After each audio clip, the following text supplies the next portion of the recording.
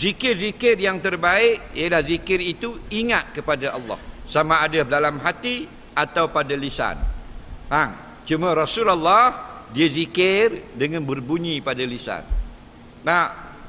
Sami'atun nabiyya sallallahu alaihi wasallam qala ba'da kullil maktubah subhanallah subhanallah salasan wa salasin al-hadis. Kami dengar akan Nabi lepas pada salam semayang fardu, Nabi kata subhanallah subhanallah subhanallah 33 kali. Itu lisan. Cuma ulama pesan kalau kita berzikir janganlah sampai hati ingat ke lain. Mulut subhanallah subhanallah subhanallah, hati ingat ke lain.